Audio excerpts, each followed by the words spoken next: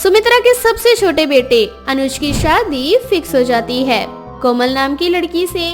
कोमल दिखने में बहुत सुंदर थी, साथ ही अच्छा खासा दहेज भी लेकर आई थी, जिस कारण सुमित्रा हर वक्त अपनी छोटी बहू की तारीफ करती।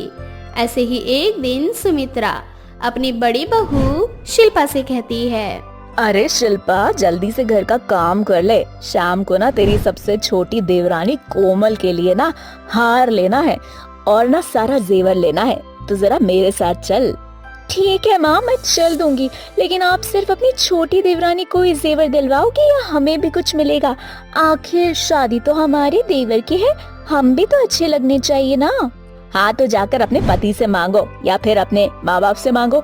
मेरी सबसे छोटी बहू, जो कि दिखने में भी बहुत सुंदर है और खूब सारा दहेज भी लेकर आ रही है, अब मुझे खुश करेगी। उसी की खुशी के लिए तो मैं उसे ये सब दूंगी। तूने आज तक मेरे लिए किया ही क्या है? अच्छा जी, हमें आज तक आपके लिए कुछ नहीं किया क्या? सारा दिन सेवा आपकी हम करें, घर का सारा काम हम करें, और आप कह रहे हैं कि हमने आपके लिए किया ही क्या है? देख, शादी ब्याह का घर है, समय बर्बाद करने से बेहतर है कि अपने काम को समय से कर लिया जाए। आज मुझे जेवर लाने जाना है, कल को मुझे हलवाई वाले से बात करनी है, बहुत सारा काम है मेरे पास।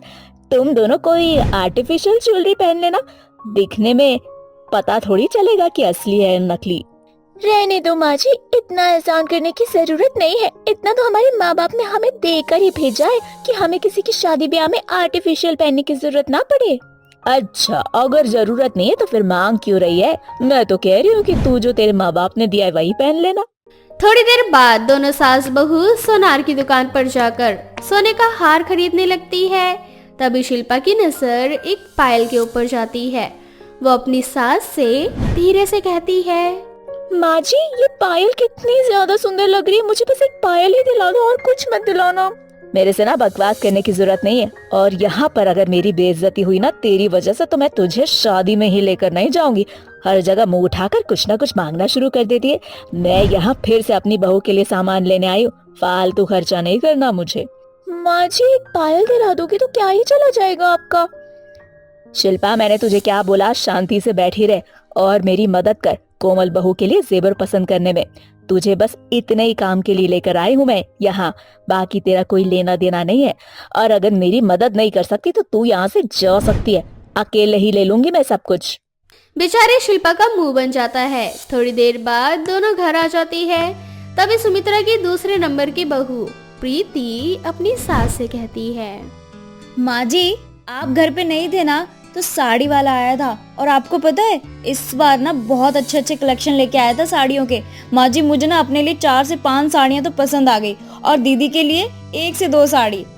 बहुत बढ़िया। अब ये बताओ कि शादी तुम दोनों की हो रही है या फिर कोमल की? माँ जी, वो तो ठीक है कि कोमल की शादी है, लेकिन हम भी तो उसकी जेठानी है ना, और हमारा सुंदर लगना भी तो जरूरी है ना। शादी के 1-2 दिन पहले मैं तुम दोनों को एक साड़ी दिला दूंगी। फिलहाल के लिए ना कोई पैसा बर्बाद करना है मुझे और ना ही कुछ और। तो तू साड़ी वाले को फोन करके बोल देना कि कल घर पर माँ जी रहेंगी तो कल आए, और कल जितने भी कलेक्शन लगे ना वो सिर्फ कोमल के लिए लूंगी मैं। और तुम्हें अगर मेरी मदद करनी होगी तो सिर्फ इतना करना कि उसके लिए क्या लूं और क्या नहीं लूं, ये बताना, ठीक है? इतना बोलकर सुमित्रा अंदर चली जाती है। शिल्पा और प्रीति को मन ही मन बहुत गुस्सा आता है और वो दोनों अपने कमरे में जाकर आपस में बातें करते हुए एक दूसरे से कहती है, दीदी, कुछ ज्यादा नहीं हो रहा माँ जी का? वही तो, हमारी कोई वैल्यू ही नहीं है, दिन रात मेहनत हम करें, और जो अभी तक घर में आए नहीं उसके लिए माँ जी इतना ज्यादा पागल हो गई। जब घर में आ जाएगी तो हमारी तो कोई कदर ही नहीं करेगा। मैं तो कहती हूँ ना, जिसके लिए इतना ज्यादा ड्रामा हो रहा है ना, बस उसी की वजह से ना माँ जी की थोड़ी बेइज्जती हो जाए, बस सारा का सारा धरा का धरा ही रह जाएगा। वैसे मेरा आइडिया तो बहुत अच्छा है, मेरे दिमाग में एक प्लान है, क्यों ना हम वैसा करें, लेकिन उससे पहले वो घर में तो आ जाए, शादी तो हो, तभी तो बेइज्जती होगी। अरे प्लान क्या है, मुझे भी बताओ। अच्छा सुन। अब ऐसे ही समय बीतता जाता है। देखते ही देखते शादी का दिन नजदीक आता है। प्रीति और शिल्पा दोनों अच्छे से तैयार होकर बारात में जाने की तैयारियां कर ही रही होती है कि सुमित्रा भी बहुत अच्छे से तैयार हो जाती है। थोड़ी देर बाद बारात निकल जाती है। कोमल भी लाल रंग के दुल्हन के जोड़े में तैयार होकर मंडप में आती है। कोमल के जेवर देखकर शादी में आए सभी लोगों की आंखें फटी की फटी रह जाती है। सुमित्रा ने बहुत ही भारी भरकम जेवर अपनी बहू को दिए थे। ये देखकर मन ही मन प्रीति और शिल्पा को जलन भी होती है और आखिरकार हंसी खुशी कोमल की शादी सुमित्रा के बेटे से हो जाती है। और अगले दिन कोमल का अपने ससुराल में स्वागत होता है, जहां हर तरफ हंसी खुशी का माहौल था। ये है मेरे कोमल बहू, जो दिखने में सारी बहुओं से लाख गुना सुंदर है। और शादी में तो जो जो जेवर मैंने इसे दिए थे, वो जेवर उस पर चार चांद लगा रहे थे। इतनी खूबसूरती थी। खैर, अब मेरी बहू थक गई होगी। अरे ओ शिल्पा और प्रीति, जरा कोमल के लिए कुछ अच्छा सा बना कर ले आओ, मेरी बहू थक गई है। कोमल बहू, एक काम कर, अपने कमरे में चले जा और वहाँ जाकर आराम से सो जाना। जब तक तेरी जो जेठानी है ना, किसी काम धाम की तो है नहीं, वो दोनों कुछ न कुछ बनाकर लाती रहेंगी तेरे लिए। थोड़ी देर बाद शिल्पा और प्रीति दोनों किचन में जाकर कोमल के लिए कुछ न कुछ बनाने लगती है।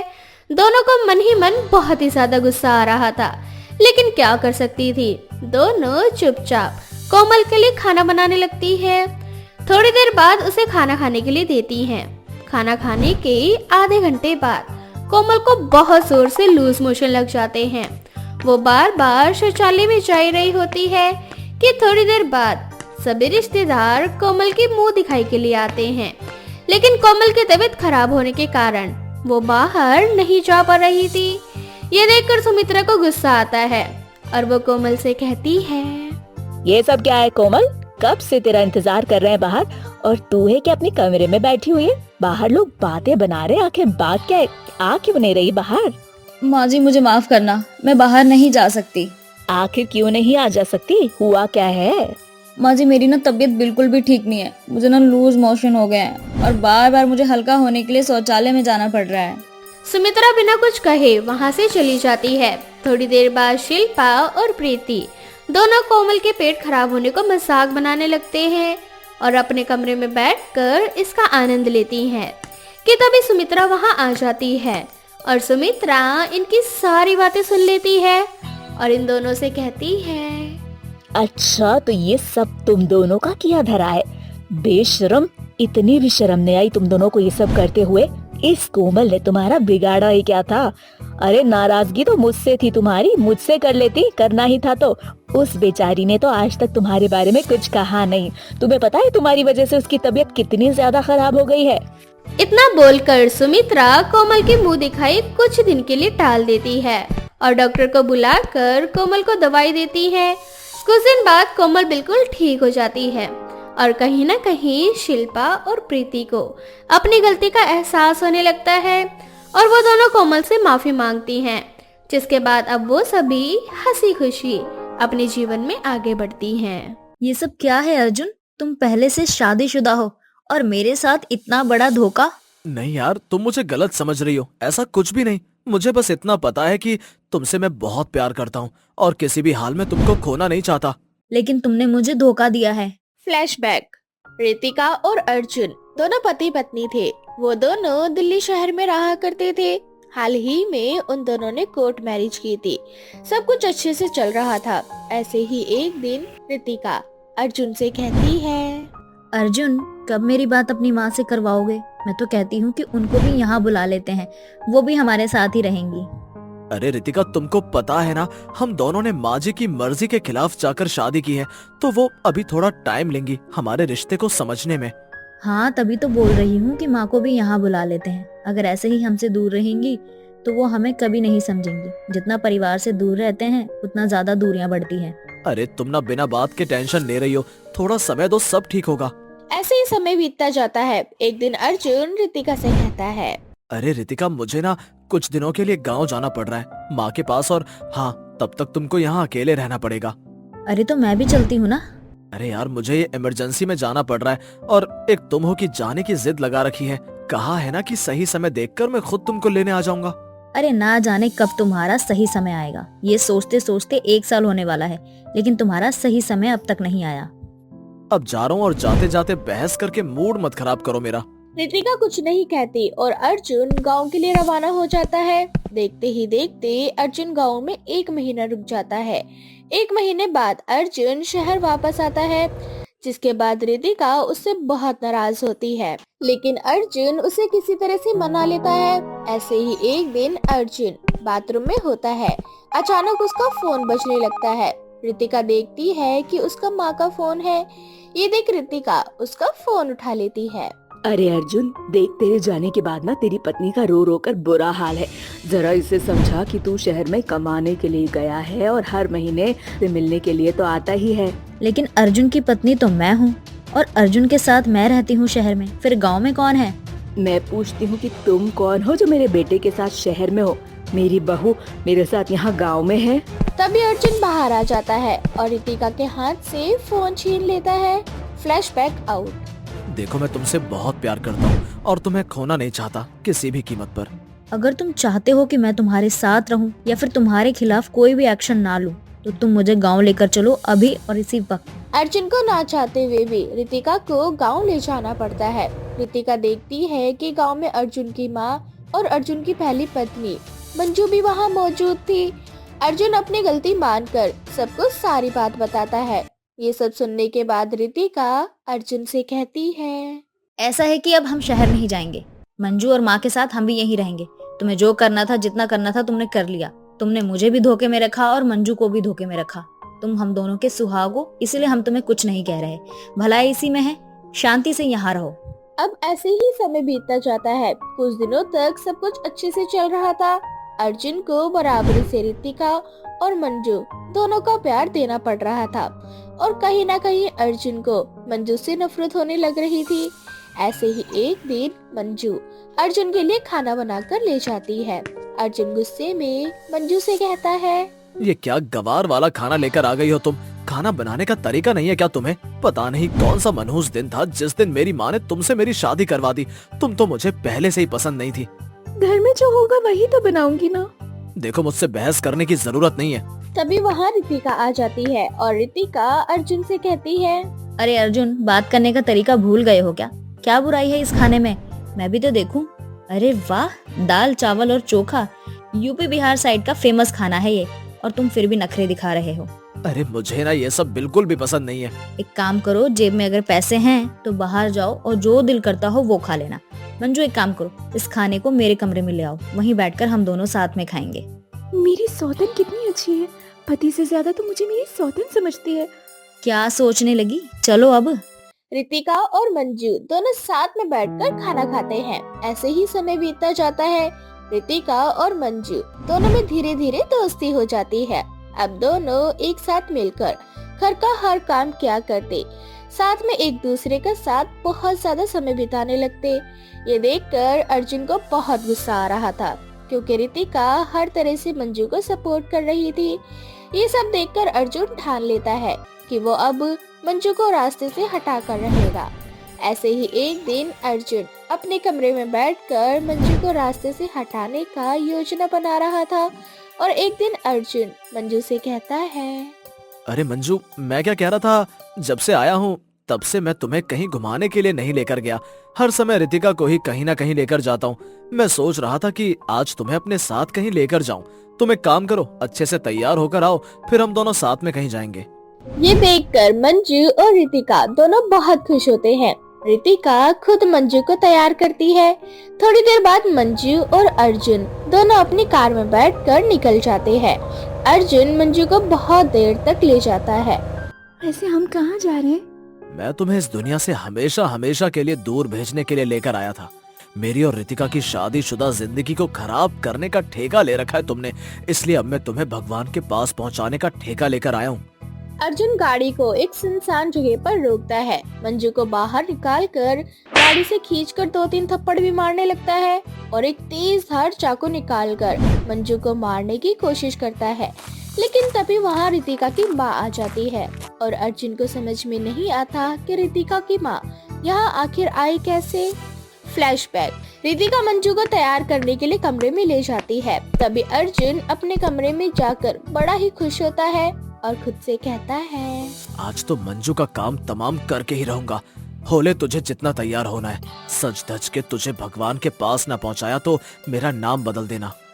रितिका अर्जुन की बात को सुन लेती है, लेकिन वो उसे रंगे हाथों पकड़ना चाहती थी, इसलिए वो उसे उस समय कुछ नहीं कहती और मंजू और अर्जुन का पीछा करने लगती है। Flashback out. आज जो तुमने किया है ना वो माफी के लायक नहीं है। मैं अभी पुलिस को फोन करती हूँ। नहीं रितिका दीदी, आप इनको कुछ मत करिए। अगर ये मुझे पसंद नहीं करते तो मैं खुद आप दोनों को छोड़कर यहाँ से हमेशा हमेशा के लिए दूर चली जाऊंगी, लेकिन आप दोनों हमेशा एक साथ हंसी खुशी रहो। अर्जुन को अपने किए पर बहुत पछतावा होता है। इतना सब होने के बाद भी मंजू उसे माफ कर देती है। मंजू के ऐसे शब्द सुनकर अर्जुन को उसकी नजरों में गिरा हुआ वो महसूस करता है। उसके बाद अर्जुन उन दोनों से माफी मांगता है और कहता है, देखो मुझे माफ कर दो। आज मुझे सच में बहुत ज्यादा शर्मिंदगी महसूस हो रही है। खुद पर मैं वादा करता हूँ कि आगे से मैं तुम दोनों को कभी कोई शिकायत का मौका नहीं दूंगा। मुझे एक मौका दे दो तुम दोनों के साथ नई जिंदगी की शुरुआत करने का।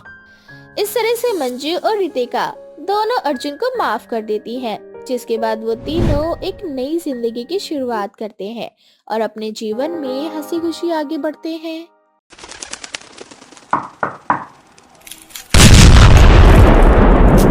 चूचू चिड़िया की कहानी। एक बड़े से जंगल में कबूतर अपनी माँ कबूतरी और पत्नी चुंकी चिड़िया के साथ रहा करता था। क्योंकि चुंकी चिड़िया का रंग काला था, इसीलिए कबूतर उसे जरा भी पसंद नहीं करता और हमेशा उसे भला बुरा कहता। पता नहीं पिताजी ने तेरे अंदर ऐसा कौन सा गुण देख लिया जो मेरी शादी तुझ काली कलूटी से करवा दी। तुझसे शादी करके तो मेरी जिंदगी बर्बाद हो गई। कबूतर जी, आप हमेशा मुझे मेरे रंग के लिए ताने मारते हैं। मैं कुछ नहीं कहती, पर इसका मतलब ये नहीं कि आप हर समय मुझे सुनाते ही रहे। अगर मैं काली हूँ तो इसमें मेरा क्या कसूर? अगर तेरे काले होने में तेरा कसूर नहीं है तो हमारा क्या कसूर है? हाँ सही कह रही है तू, कसूर हमारा ही है जो हम तुझे इस घर में रहने के लिए, खाने के लिए और 2 वक्त की रोटी दे रहे हैं। इतना बोलकर कबूतर वहां से चला जाता है। कबूतर को गुस्से में घर से जाता देख कबूतरी चिंकी चिड़िया के पास जाकर उससे कहती है, क्यों रे काली कलूटी, आज तूने क्या ऐसा कह दिया जो मेरा बेटा बिना कुछ खाए गुस्से में घर से चला गया? पर मैंने तो उन्हें कुछ नहीं कहा माँ जी, वो ही हमेशा मेरे रंग के लिए मुझे भला बुरा कहते हैं और आज भी पता नहीं किस बात पर वो मुझसे नाराज हो गए। अपनी गलती मेरे बेटे के सर मढ़ती है, शर्म नहीं आती तुझे? तू जैसी काली बहू पाकर ऐसे में तो हम खून के आंसू रह रहे। क्यों तू अपनी काली शक्ल की तरह काली जुबान खोलती है मेरे बेटे के सामने? पर माँ जी, कबूतर जी की कसम खाकर कह रही हूँ, मैंने उनसे ऐसा कुछ नहीं कहा। मेरे बेटे की झूठी कसम खाती है, मेरे बेटे को मारना चाहती है। कल मुही कहीं की, जैसे तेरा काला रंग है वैसे ही आज तुझे मार मार के मैं काला भूत बना दूंगी। इतना बोलकर कबूतरी पास में रखा डंडा उठाकर चिंकी चिड़िया को पीटना शुरू कर देती है। बेचारी चिंकी चिड़िया किसी तरह से अपने ससुराल वालों के जुल्म सहती है और चाहकर भी कुछ नहीं कर पाती। माँ, तुम मुझे छोड़कर क्यों चले गई? देख रही हो तुम्हारी बेटी के साथ कैसा अत्याचार हो रहा है। अगर तुम मुझे बचपन में अकेला छोड़कर नहीं जाती तो पिताजी दूसरी शादी नहीं करते। अगर मेरी सौतेली माँ नहीं आती तो वो मेरी शादी ऐसे घर में ना कराती। माँ, मुझे तुम्हारी बहुत याद आती है, तुम मेरे पास आ जाओ। इस तरह से चिंकी चिड़िया अपनी मरी हुई माँ को याद करने लगती है। इसी तरह से कुछ दिन बीत जाते हैं और एक दिन कबूतर नशे में घर आता है। हे भगवान, आज आपने कितनी ज्यादा पी ली है। आप जानते हैं ना, हमारे घर में कोई नशा नहीं करता। सोचिए ससुर जी के दिल पर क्या बीत रही होगी जब वो ऊपर से आपको ऐसे नशे में देखते होंगे। तो मेरा नशा करने की वजह भी तू ही है। मैं हर समय तेरा काला चेहरा नहीं देखना चाहता, इसीलिए मैंने सोचा कि क्यों ना मैं शराब का सहारा ले लूं, पर नशे में भी तेरा चेहरा काला ही नजर आ रहा है मुझे। दूर हो जा मुझसे कलमुई। इतना बोलकर कबूतर चिंकी चिड़िया को धक्के मारकर अपने कमरे से निकाल देता है। बेचारी चिंकी चिड़िया कमरे से बाहर बैठकर रोने लगती है और तभी उसकी सांस आ जाती है। क्या हुआ, आज फिर से मेरे बेटे ने तुझे अपने कमरे से निकाल दिया? माँ जी, आप कबूतर जी को समझाइए ना, वो आपकी बात जरूर मानेंगे। उन्हें बताइए कि मैं उनकी बीवी हूँ, जो हूँ जैसी हूँ वो मुझे अपना ले। अरे तुझसे गोरा तो काला सांड है, पर जब इंसान काले सांड की इज्जत नहीं करता तो हम पक्षी तुझ जैसी काली चिड़िया को क्यों सहारा दे? और भूल मत, मेरे घर में सब गोरे और सुंदर है सिवाय तेरे। कबूतरी भी चिंकी चिड़िया को उसके रंग के लिए भला बुरा बोलकर चली जाती है। अब इस तरह से कुछ दिन बीत जाते हैं और ऐसे ही एक दिन, माँ क्या मैं दूसरी शादी नहीं कर सकता? क्या हम इस कलमुही को घर से निकाल नहीं सकते? मैं और इस कलमुही के साथ अपनी जिंदगी नहीं गुजार सकता। ऐसे भी पिछले 3 सालों से इसके साथ रह रहा हूँ। कबूतर बेटा, हम इसे घर से निकाल नहीं सकते। मरने से पहले तेरे पिताजी सारी प्रॉपर्टी इसके नाम कर गए। अगर हमने इसे घर से निकालने की कोशिश करी तो कहीं ऐसा ना हो कि हम ही बेघर हो जाए। जब तक ये खुद कलमुही घर छोड़कर नहीं जाती ना, हम कुछ नहीं कर सकते। माँ, अगर मैंने और दिन इस काली की शक्ल देखी ना तो मैं पागल हो जाऊंगा। बेटा तू ऐसी बातें क्यों कर रहा है? हम कर तो रहे इस कलूटी को टार्चर। एक दिन खुद ही परेशान होकर घर छोड़कर चली जाएगी। पता नहीं माँ वो दिन कब आएगा, पर अभी मैं और इस कलमुही का चेहरा नहीं देख सकता। उसका काला चेहरा देखते ही मेरे शरीर में आग लग जाती है। मैं जा रहा हूँ अपने दोस्तों के साथ। इतना बोलकर एक बार फिर से कबूतर गुस्से में घर से निकल जाता है। इस बार घर से निकलते ही कबूतर का एक्सीडेंट हो जाता है, जिसमें कबूतर को काफी चोट लग जाती है। उसका एक पंख भी टूट जाता है, जिस वजह से अब कबूतर उड़ नहीं सकता था। कबूतर जी, आपको क्या हो गया? हे भगवान, आपको किसकी बुरी नजर लग गई जो आपके साथ ऐसा हो गया? अरे तेरे होते हुए मेरे बेटे को किसकी नजर लगेगी? तू ही इसकी कुंडली में शनि ग्रहण बनकर बैठी है। हाय मेरा बच्चा कितनी चोट खाकर घर आया है। अपनी सास की ऐसी बातें सुनकर चिंकी चिड़िया को और भी बुरा लगता है, पर वो हिम्मत नहीं हारती और अपने पति की दिन रात सेवा करती है। वहीं दूसरी ओर कबूतर की नौकरी चली जाती है, जिस वजह से वो कबूतर अपनी माँ के हाथों में पैसे तक नहीं दे पाता। पता नहीं मैंने पिछले जन्म में कौन से पाप किए थे जो इस जन्म में काली बहू मिली। मेरा बेटा एक ढंग का था, पर वो भी हाथ पैर तोड़वा कर आ गया। अब ना काम करता है ना धंधा, घर कैसे चलेगा? न जाने कब तक मैं इन दोनों का बोझ संभालूंगी। अपनी माँ की ऐसी बातें सुनकर कबूतर के दिल को बहुत ठेस पहुंचती है और उसे समझ आ जाता है कि उसका भला चिंकी चिड़िया के अलावा और कोई नहीं चाहता। चिंकी, मैंने तुम्हारे साथ इतना बुरा किया, पर फिर भी आज तुम मेरे साथ खड़ी हो। एक मेरी माँ है जिनके लिए मैंने इतना सब कुछ किया, वो ही मुझे ताने दे रही है बस इसीलिए क्योंकि अब मैं उनके हाथों में पैसे नहीं थमा पा रहा। भगवान बस हमारी परीक्षा ले रहे और मैं आपको इस परीक्षा में फेल नहीं होने दूंगी। मैंने सोच लिया, माँ जी मुझे मारे या गालियां दे, पर मैं काम करूंगी। क्या कहा तूने? हाँ, तू काम करने बाहर जाएगी और मेरे पीठ पीछे मेरे पति से मेरी बुराई कर रही। भूल मत, तू अपने जिस पति से मेरी बुराई कर रही वो भी तुझसे नफरत करता है। माँ, मैं चिंकी से नफरत करता था, पर अब मैं उसे बहुत प्यार करता हूँ। चिंकी मेरी पत्नी है और मेरा फर्ज बनता है कि मैं उसके साथ खड़ा रहूं। इसीलिए चिंकी को बाहर नौकरी करने की इजाजत मैं देता हूँ। क्या अगर ऐसी बात है तो जाकर करे तेरी बीवी नौकरी। मुझे क्या फर्क पड़ता है, मुझे तो बस पैसों से मतलब है, चाहे तू दे या तेरी बीवी। हाँ, जानता हूँ, तभी तो चिंकी और मैंने ये फैसला लिया है कि मैं अपनी बीवी के साथ खड़ा हूँ। आप चिंता मत करो, मैं बहुत जल्दी ठीक हो जाऊंगा और ठीक होते ही आपके मुंह में इतने पैसे ठूसूंगा कि आप मेरी बीवी को उसके रंग के लिए कभी नहीं कोस पाओगी। वाह वाह वाह, राम मलाई जोड़ी एक अंधा एक कौड़ी, हाथ पैर क्या टूटे, बीवी से तुझे प्यार हो गया। तुम दोनों से कोई मतलब नहीं है, मुझे बस मेरे हर महीने के पैसे चाहिए, पैसे। इतना बोलकर कबूतरी वहां से चली जाती है। अब इस तरह चिंकी चिड़िया बाहर जाकर काम करने लगती है और अपनी सास के हाथ में पैसे थमाकर उसका मुंह बंद करवाती रहती है। दूसरी ओर कबूतर को अपनी गलती का एहसास होता है और बहुत जल्द कबूतर ठीक हो जाता है। ठीक होने के बाद कबूतर चिंकी चिड़िया को अपना लेता है और फिर उसके ऊपर कभी कोई अत्याचार नहीं होने देता।